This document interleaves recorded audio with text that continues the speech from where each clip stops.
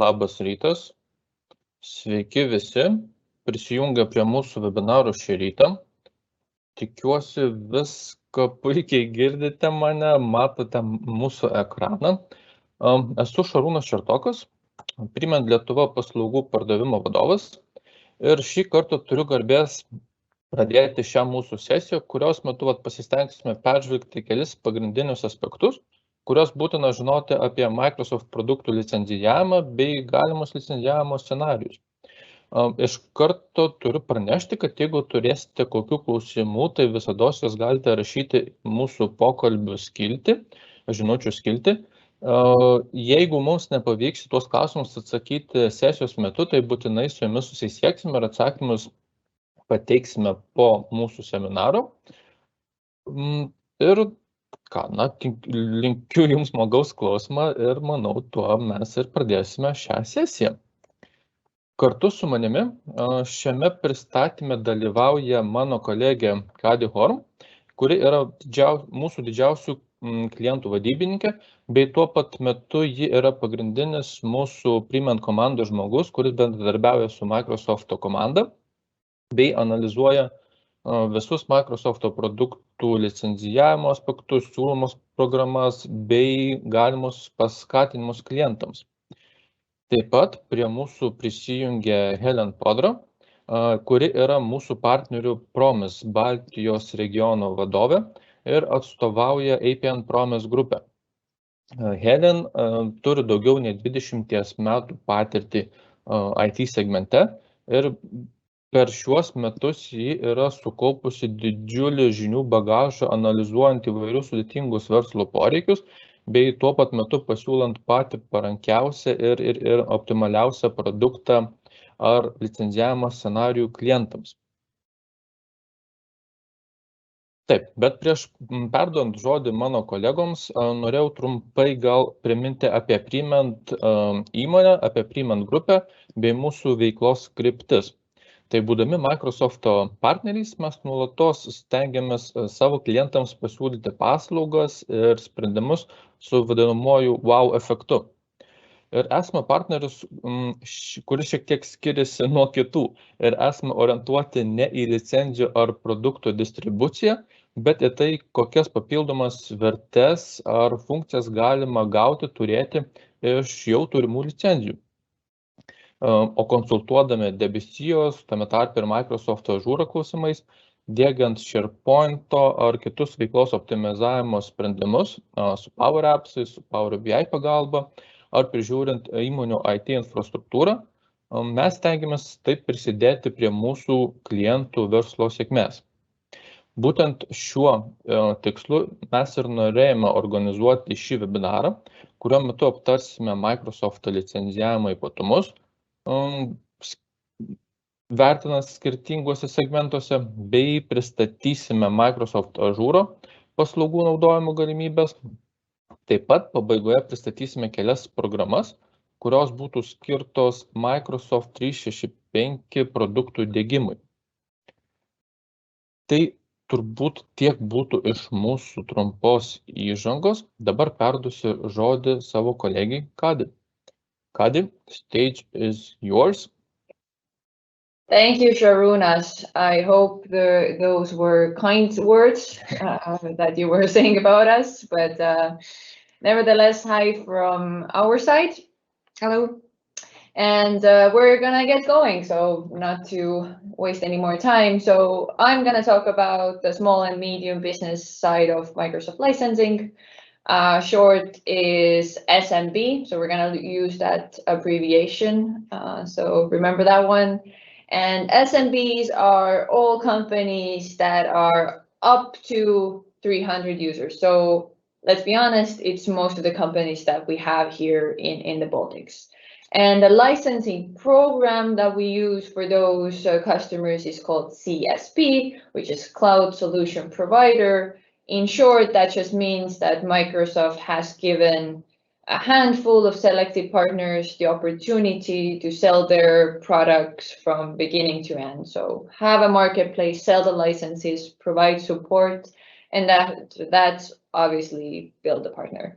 So what this program is all about and what differentiates it maybe from the other licensing opportunities that you do have is the flexibility. So you have the flexibility to add licenses, remove licenses in a matter of minutes and hours. So let's say that I would add 5 new employees today. So in my May invoice, I would have only the days that they actually use those licenses. And the same goes for if I remove 5 users, I pay for only what I use. And for how many days? And for how many days, and they go very specific. So you just pay for what you actually have been using. It has a wide range of products. It has almost all the products that you could want. Even from this year, you can buy perpetual licenses, which are the licenses that you buy out. So you buy it for yourself, you pay amount upfront, and then the license is yours. Let's say server standard 2019, for example. Yeah. And it's billing is flexible. You can pay monthly or annually. So this is what TSP is all about. On the other side, what to keep in mind, and it's not a negative, but it's something that you just keep in mind, is that your pricing is fixed for 1 year. So if you buy a license, whether you remove it or add new one, so at the moment you buy, you secure your price for 1 year. So it's set for 1 year. So if Microsoft decides to change the prices, you have price protection for 1 year. And a little bit different from the other side. So the flexibility comes from the fact that you need to have time to deal with it. You need to have an IT manager to be in the program, in the marketplace, add licenses, add users, take away. So it needs some time to manage it. So you either have a person internally or you can outsource it to an IT partner. Why not? Yeah, so in this SMB pricing model in CSP, you have, I would say, 3 biggest licenses that you would buy. So they go pretty logically in my head. So it's Microsoft 365, Business Basic, Standard, and Premium. So in the Basic, you have all of the online sites. You have Exchange, you have, if you want intranet, you have SharePoint. What you don't have is the actual Office suite, let's call it. Also Excel, Word, you don't have the desktop version. So the full featured versions. If for you don't need it, or you are okay with the limited features that you have there, this option could be for you. The next one, Standard, you would have the online versions and the desktop versions. So for this, we see that this is the most popular option. So most of us need the desktop versions to work in our day-to-day. And the Premium, as the name says, has a little bit extra. So the Premium in this case is security and device management. So this is in broad strokes what you get. So for example, you would have Azure information protection, so you can classify your documents. So make sure that the documents that really are sensitive, to have that business critical information, cannot be copied or sort of sent without your permission. So you prevent leakage in that sense. And of course, the big one is Intune, where you can manage your devices, meaning that your IT guy or your IT partner sets it up for you. You open the device and everything works like it should. You have multi-factor authentication, BitLocker, all the policies that you would need to have a good business. And very importantly, it gives you the opportunity when you lose your device to wipe it. So, I mean, I'm not saying that happened to me, but I have left my device in many places. So if you are forgetful as me, it gives you a good night's sleep to know that if something happens, the sensitive data of your company can be actually wiped from it. I think that's good. So these are the big 3. And just to give you comparison, you can have just the desktop apps. So kind of like balancing out the basic. So instead of standard, you could go with Business Basic and Microsoft 365 apps for business. So you just get the Office apps, Excel, Word, all of this. And the first option is for up to 300 users. So this is for the SMB part that I'm talking about currently. And just to rush ahead a little bit, Helen will talk about the enterprise licenses. So this Microsoft 365 apps for enterprise is the same product, but you can have limited amount of users basically there. So it's for bigger customers in that sense. So this is the very broad strokes of what Microsoft licensing for SMB is. And well, what I'll do next is I'll do very quick 2 examples just to highlight some scenarios where what we see, and I'm not going to say mistakes, but where you can optimize your costs in some cases. So it's a company, Let's Work, very original name, I know. So it's 45 users. So immediately we know that it falls under the SMB sector, so the smaller part of it. Let's say they sell something, they sell, I don't know, sausages. They have 20 salespeople that have their device, but are always on the move and use it only for emailing purchase orders or something like this. And then you have 20 category people that just daily sit in the office or at home, I guess, today, and work with Excel, make their magic so that the salespeople can sell effectively. And then we have the managers who have all the access to all the data. So their devices are always the most high risk for a company. And they're also traveling around. I mean, let's pretend we're in a scenario where you can travel, I guess. So this is the company. They have an annual budget, so they cannot sort of fix their budget for 3 years since they don't know it. So it's sort of year by year basis. And they actually do have an in-house IT team in that sense. So licensing wise, what they could do is go for the salespeople with Business Basic, just because they don't really need the full force of Excel or Word. They just need a device where they can do their emails and be communicating with people, and that's it. Category leads, business standards, because they want to do their Excel magic and they need the full features. And for the managers, then business premium to give their sensitive data that extra layer of protection. And if they are forgetful as me, then the sort of security that if they leave their device somewhere in an airport, it can be actually wiped. My second and last example I want to share with you is Best Accounting. So as you can deduct from the name, it's an accounting firm, and accountants have all sorts of sensitive data. I mean, everything is right there. The company is all across Europe, so they sit in different countries, and they have 5 managers that travel around them, again, in a scenario where you can travel, and they have one IT. So it's sitting in Vilnius in this case. So obviously the guy or the girl cannot get to each device physically. Again, they have an annual budget, so they cannot commit what they will have in 3 years or 5 years. It's year by year basis. So in this case, we wouldn't recommend doing different groups. We would recommend going with the full force of the business premium. For the same reasons as in the other example, that you would need security for your sensitive data, and for the managers traveling, that extra security of your data. So I mean, in these 2 examples, the first one that we did, I wanted to show that you, by taking the time and mapping your users, just looking at what they need, what are their profiling, yes. Exactly.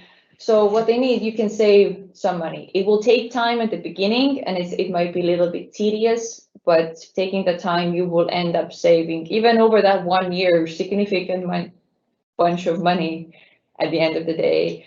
And the other one I wanted to show that, but doing those cost optimizations, you still need to be wary about what your security needs are. So don't go skimping on licensing just because you want to sort of save a little bit, but then the security threat for your company, I think that cannot be even measured. We know all the security threats going around lately, and I think that we cannot really underestimate the value of having a good night's sleep, because you know, in the end of the day, your data and your company is protected. So very fast about the SMB part. So I'll give the floor to Helen to talk about what happens if we want to license enterprise customers for a little bit bigger. Thanks, Kädi. Yes, I'm going to talk about Microsoft licenses, mostly meant for enterprises. And as you probably see on the right, there's different SKUs. There's Office 365 E1, E3, and E5, and Microsoft 365 E5, E3, and E5. And the E letter actually means inside these SKUs that we're talking about enterprise solutions here. That's compared to SMB solutions, we are talking about then more than 300 users companies.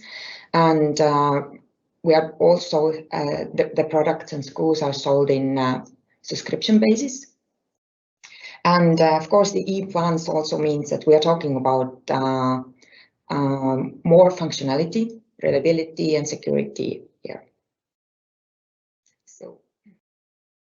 But actually, the benefits of Microsoft 365 e-plans is, as I already mentioned before, that we are talking about customers here who needs more security, sometimes compliance, and one important thing is mobile device handling and all these kind of functionalities, which are included to Office 365 plans.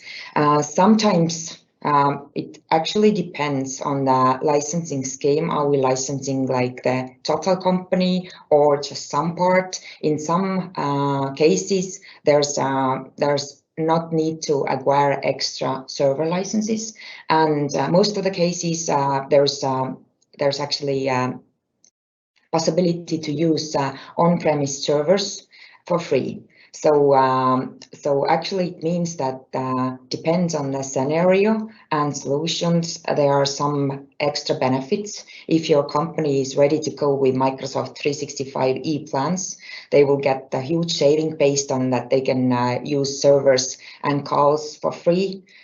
But it really depends on a different scenario and case by case. So it really has to be checked first. So yeah, it's flexible. You can also buy it using component-based pricing and SKUs, and also the same as it was mentioning before, the profiling is the most important topic here. You actually have to look really carefully what you need. What are the positions or the workers who need more security? Who are the workers who can work in shifts and need less functionality? So it's all will be based on that profiling before that.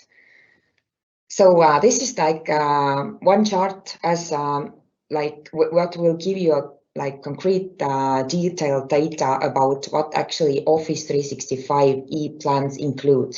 On the bottom line, you can see the basic 365 E1, which gives like total overview about the online services which are included into this product.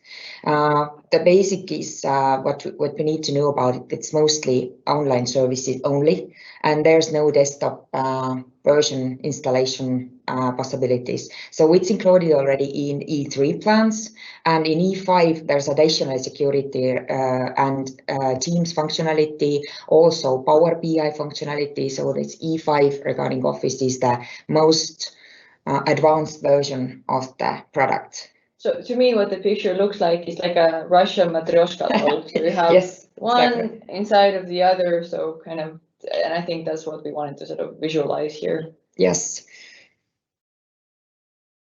What you will actually get if you are having these e-plans, if we're talking about Microsoft 365, it's like the whole solution in one license, basically. In most cases, customer need, beside Office, they need also Windows. It's inside in this package, and mobile device management, which is also inside this package. Also advanced security, which is included in this enterprise mobility and security suite. So if we're talking about not only Office, but also like Windows coverage, some additional security, it's all inside the Microsoft 365 E3 and even more functionality in E5 licenses. So even now, I think the chart is getting even more confusing. So you can actually see from this chart the different parts of this Microsoft 365, what I was just mentioning. There's Office 365 E3, there's Enterprise Mobility and Security E3, and Windows 10 E3. So it's like all here, and you can see there's these small boxes here what actually describe the sense of each service inside the subscription. And if we're talking about E5, there's additionally some features mostly regarding compliance and security part.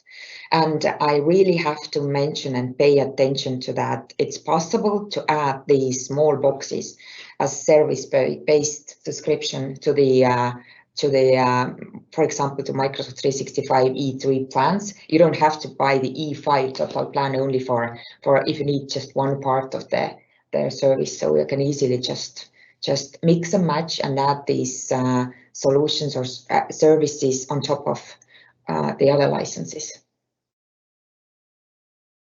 So I also have some case studies prepared to give you the better overview what I actually meant in this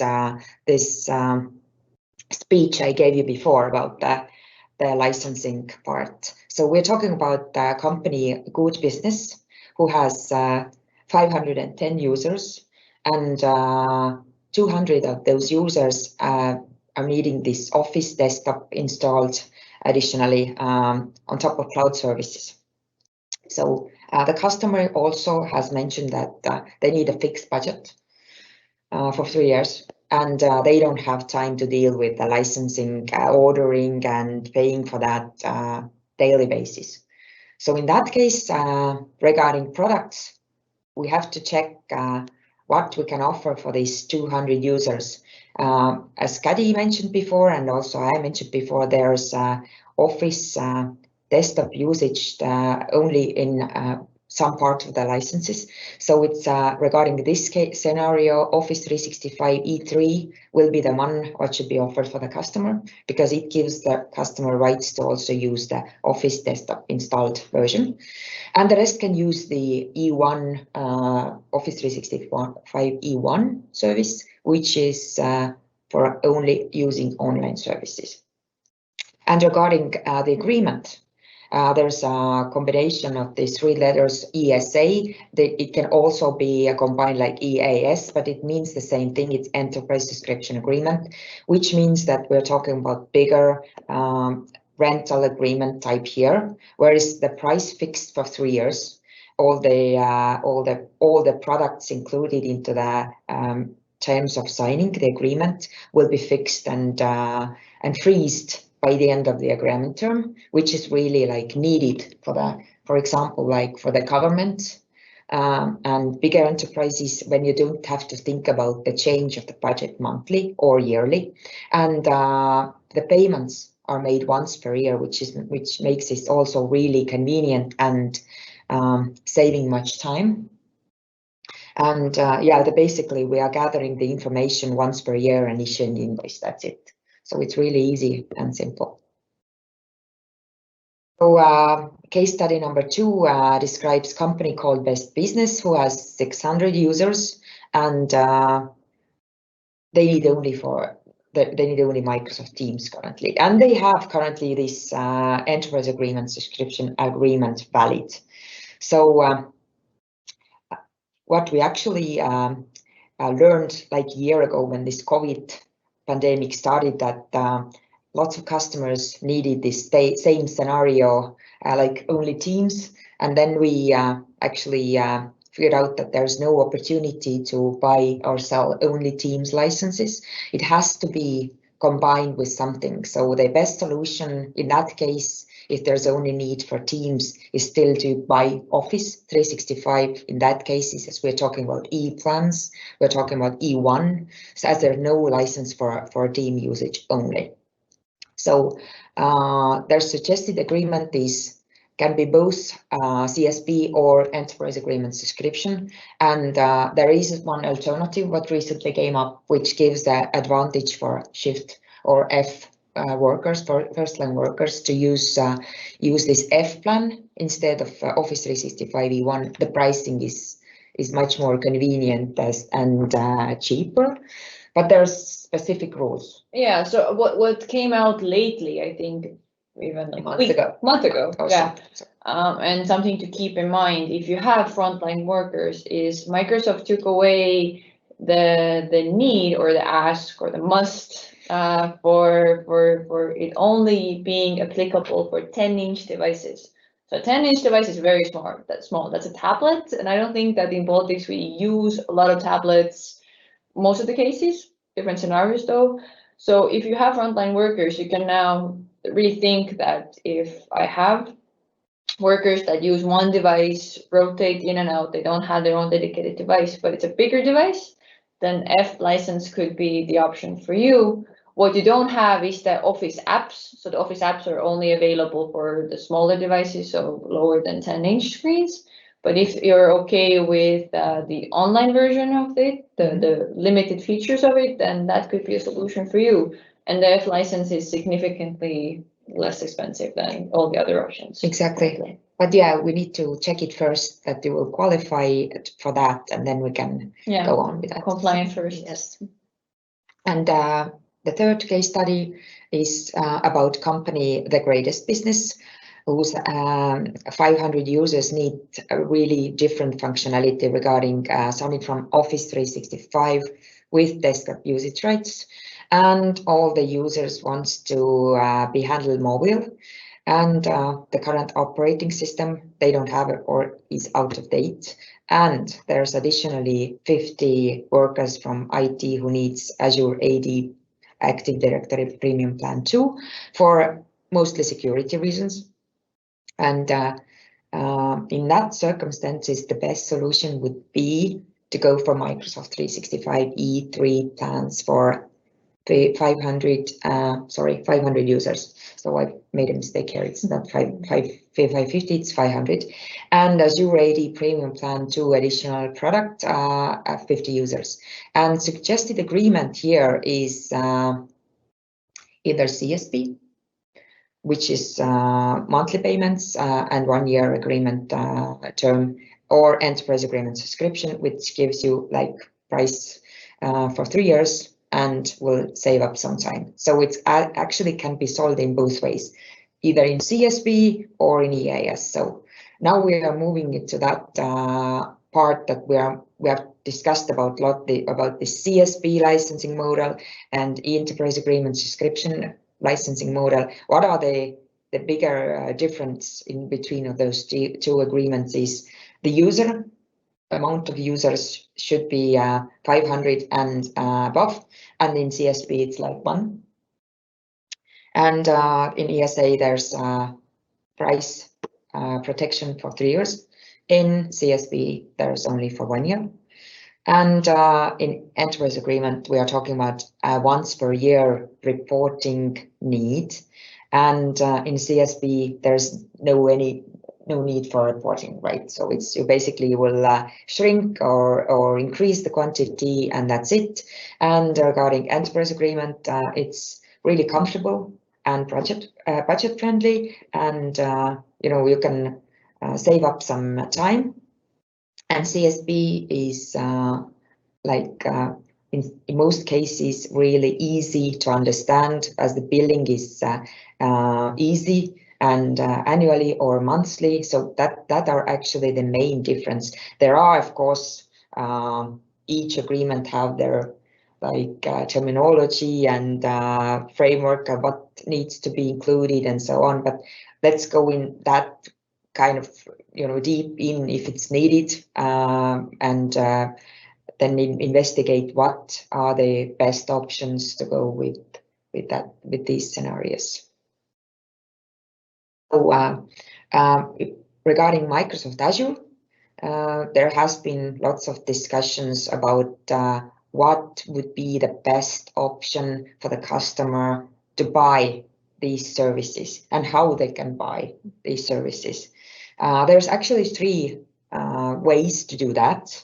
If we talk about monetary commitment, this is basically that you will pay in advance some amount, and then you will start using the Azure services. And after you have reached the level that you have actually used all the money you paid in advance, you will start having overage invoicing afterwards. So I would really, in these scenarios, ask you to forecast the usage, because once you have paid the money, you have to use that all. You will then pay or you will lose it. So it's like you have to be really careful what kind of amounts to order in before you're starting using that. So it would be much more easier to be more conservative and then order in a smaller part and then paying overages later on, instead of like paying in 10K and using 1 during the year. So what you can do is to have it through EA and EAS agreement, paying it upfront, and overage billing, what I just mentioned that you will get the billing later on for the amounts you have used on top of the prepayment amounts. And there's possibility to pay as you go, which is much more convenient and easier to understand, because basically you will get the invoice based on the service amount what you have currently used. So that's easy. You will pay as much as you use, and that's really easy to understand. So it's mostly used in CSP, as the monetary commitment is not in CSP. So and the third option, which is actually I think the most complicated one, is to dig deeply in different services and then order it by services. But currently, as I faced the different Azure usage scenarios, you don't always know what to pick and which is the proper and right product for you. So I suggest not to deal with this option at all. So it's like, it can be possible if you really know that you only need that kind of service from Azure, but in most cases it would be much more easier to pick the first one of these two first options to go with. And there's a link for Azure pricing calculator here, where you can actually check and see what would be the pricing for your Azure usage in your company. So based on this price you will get from there, you will have the knowledge how much you have to spend monthly, and you will know what kind of option to choose here. And we also have to talk about regarding Azure, the most important topic about saving some money in Azure, and these are called reserved instances. So it means like actually Microsoft is giving you a discount if you are saying in advance what kind of services and for what capability are you planning to use. So the more you can forecast, the more discount you will basically get. So it's easy. The services are sold via CSP and enterprise agreement subscription, but it's really, really, really convenient way of optimize your Azure usage. If you forecast in advance, at least for 1 year or 3 years, what would you like to use, and freeze the price for that. Then we have actually finished the licensing part. And now moving step away from licensing, but more to the usage part. And for that, we have so-called fast track methodology, or the project what we are actually what we have done or sold to our customers for past 2 years with Prement, which actually means that we are helping with fast track. We are helping the customers who have acquired online services licenses to actually use them, to deploy, migrate, use, and eventually train and get the best value out of it. So that's the short explanation. And why to use that is it helps you we can help you professionally transit your services or your software to the cloud. And of course, regarding Prement, we can offer you the best technical know-how about what to do, how we can do that, and what you have to know before and after. So the deployment process is managed professionally. Price-wise, as Microsoft is really supporting the fast track partners, we can be like more cost efficient than the others, similar service providers, and it saves us time, money, and of course we will eventually give you additionally support after the fast track project has ended. So it's like if we will say it with only like one sentence, if you have bought cloud services, we will help you to use it and get the best out of it. So this is the fast track output. So then I will give it again to Kädi, who will speak more about the support side. Yeah, so you've kind of now bought the licenses, you've set up your IT, you've optimized everything, so it's sort of running as you want it to run. But then based on what we see, there's still always need for support. And the support, I mean, the help with consultation. So looking for the future, what can I do better? How can I optimize? What resources I even have, and just taking those experts and sort of not building on what you built. So you don't let it get to the part where you need to start rebuilding it again. So you keep maintaining it so everything is up to date always. The second part is the technical support, which we always know in IT. We don't want to have what we always have, technical issues when we're doing something. It's just part of the course. And that's also in those packages. So the packages are put together going from light to heavy. So in the support package first, you would have only consultation. So you would have access to our experts on a daily basis with whatever need you would have. Pro support would have the consultation and then the technical support included during the business hours. And then it's the advanced support package when you have very critical needs, and we have all the others, but we also have 24/7 support, and we have technical support, which is already going into deep diving into your architect or your sort of system architect needs. I will go shortly over what those terms entail.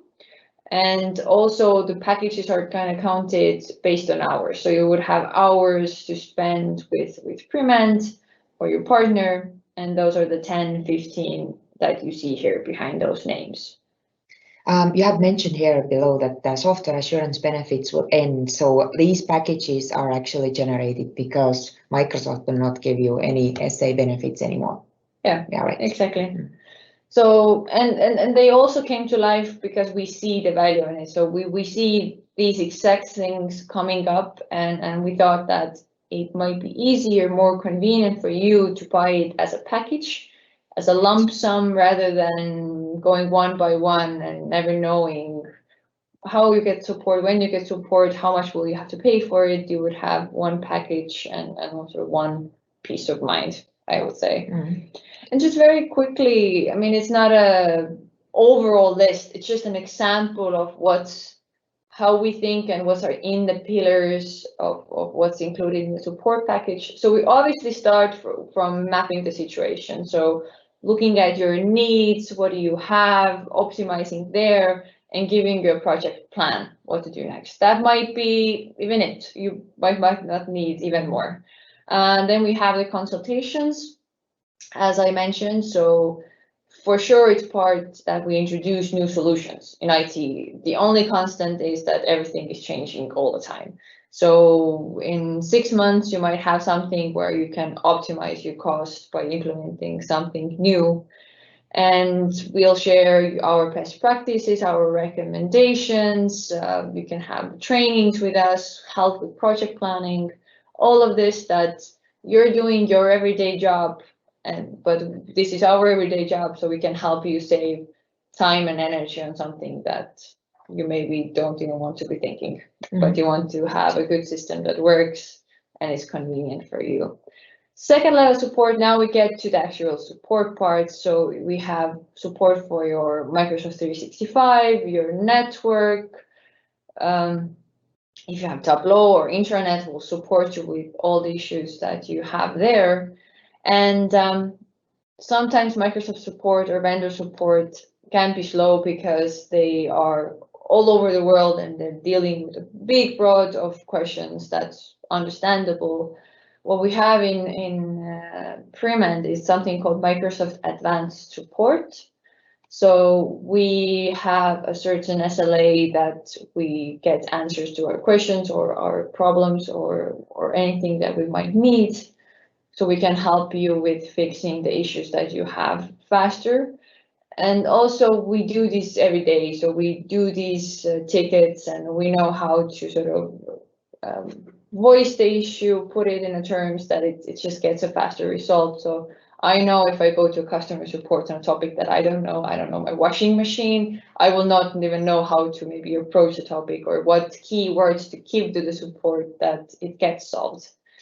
And then, of course, we have user support. So that's the bread and butter of the IT support, that if your printer doesn't work, your Teams doesn't open, you have someone to actually call. And that's I think, very important. Some of the vendors are actually offering this kind of support as well, but I think the advantage here is the local speaking specialists. You are much more closer to the market, and you have local people, and all the issues and claims will be delivered really fast. Yeah, I think it's like we have the vendor support here included, and then you have an extra layer of someone, an expert, helping you in your local language. Exactly. And the final part is the technical support. That's pretty much having Premand or Promise as your extra employee. So we'll help you analyze your infrastructure. If you need, we'll get a Microsoft architect, since Microsoft is the one that's responsible for the products. So there's no one else who knows the product better, can solve the issues than them. So we'll get you the architect currently online to help you sort of solve or think what will be the best option for you or how your system could look like. And then, yeah, everything else, we'll have to put up a proof of concept. We'll just be there for you with anything you might need. So it's not an all-inclusive list. It's just a little bit of a flavor of what we see that could be included in support packages and what customers actually need on a daily basis. So this sort of completes the topic that we have today. I'm gonna finish with an example and just a little bit of background and a warning. I am currently building a house, so that's where the example comes from. And I think that's also sort of brings together the whole story and how you can actually save money on licenses. So, or Microsoft services, is that first of all, you buy your materials, obviously. So you need to make choices of what are your usage needs and what's your price range. So for example, if you're picking your floor, if you want hardwood floors, you're gonna be willing to pay for it. You're gonna be knowing that you have the time and energy to take care of those floors because they need attention and a lot of love. Or you will go not something which maybe it's man-made, it's like a vinyl floor, but you really don't have anything else to worry about it. Or if you want a wooden house, you need to think of some aspects, or brick house, you need to think of the other things. So early stages planning and really thinking what are your needs and just buying for those needs, not more, not less, but just knowing what they are. And then comes the adoption part. So if you put all the materials together, it's not really gonna keep you warm at night. So you need to have experts come and build your vision. So your house that you really need, you want to live in. If you can build it yourself, kudos, go for it. But I think most of us will use construction workers. You build your house, so you've invested your money, your time. You're like, yes, it's done. But actually, I want to scare you, but if you don't want to start again in 20 years, which I'm guessing after the process, you really don't want to, you need to maintain your house. You need to clean it, you need to repaint so your roof so it doesn't get rusty. To just need to keep up the maintenance of the house. You might want to upgrade the house once new technology comes out. You have bulbs that give you better light with less money. Solar panels have come so far in the last, I don't know, 5 years. Why not get that? And I think the key part here is also that you have warranty. You have someone, if your boiler breaks, not the manufacturer is gonna come to your house. It's gonna be the person who installed it, who knows it, and they're gonna fix it. So you will have actually warm water. So if you didn't get it, so the building blocks are licenses, fast track is the building of the house, and support packages is actually taking care of it. And I think the cost savings actually comes from planning your resources, getting experts to build it, and then afterwards doing the maintenance, which it might seem costly at the time, but in a long run, it's gonna come back to you and you're gonna, I think, save a lot of money and time. So this is the content. This is what we wanted to share with you today. And this is all from us. And we're gonna give it back to Šarūnas for a quick wrap up. And just if you have any questions where you can actually reach Šarūnas and Darius in Lithuania. Thank you. Thank you.